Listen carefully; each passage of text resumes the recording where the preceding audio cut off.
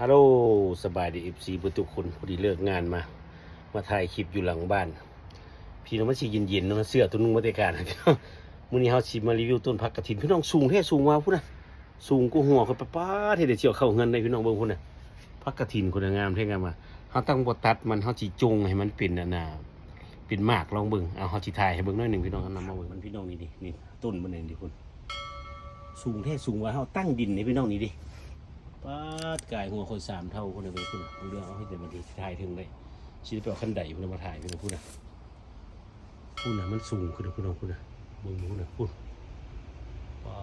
ดสูงได้สูงว่ะพี่น้องเอาเกี่ยวขั้นใดมาถ่ายยอดเลยมึงพี่น้องท่านบอกขั้นใดมาบุเห็นบุถึงเอาเข้าในเฮือนมันอยู่ระดับนี่พี่น้องเขาตัดมันนี่วันนี้ออกมานอกแล้วมันขึ้นอีกประมาณเม็ดหนึ่งพูดนะนี่กกมันนี่พี่น้องพูดนะ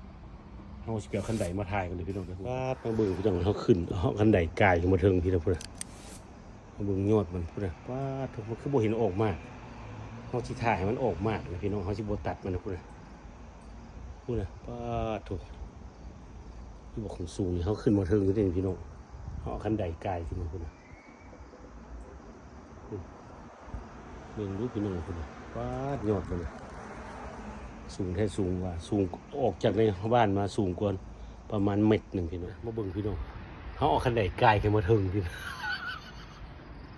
เอาขั้นใดกายขึ้นมาเบิ่งอยู่ถึงพี่น้องพูดยอดมันนะว้า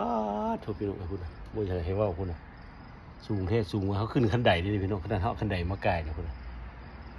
โอ้ยผักกฐินมันสูงเลยพี่น้องปีนี้สูงพี่น้องสูงพูดนะสูงแท้สูงว่าพูดนะสูงกว่าค่อยจักเท่าเจ้าคุณ6 ปีพี่น้องเจียวเขาในเฮือนจังได้นี่พักทีเดียวคุณมาจากฟลอริดาเลยนี่ใช้ทางก็อยู่ขี้ดินพี่น้องเขาตั้งดินเลยนี่คุณนะโอ้ยสะอ่อนเลยพี่น้องคุณ6 ปีสูงแท้สูงว่ะค่อยดูนี่คุณเอาเขาหัวเขาเพียงแต่ทีนี้คุณค่อยสูง1.66 จะเบิ่งมันนี่ขึ้นทางเทิงนี่คุณนะขึ้นไปเป็นเม็ดพูดนะพี่น้องพูดนะกายหัวพูดนะตายผมจะเวิงบนนี้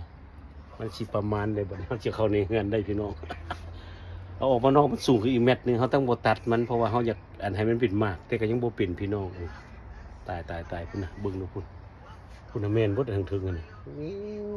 มากายขึ้นพี่น้องพูด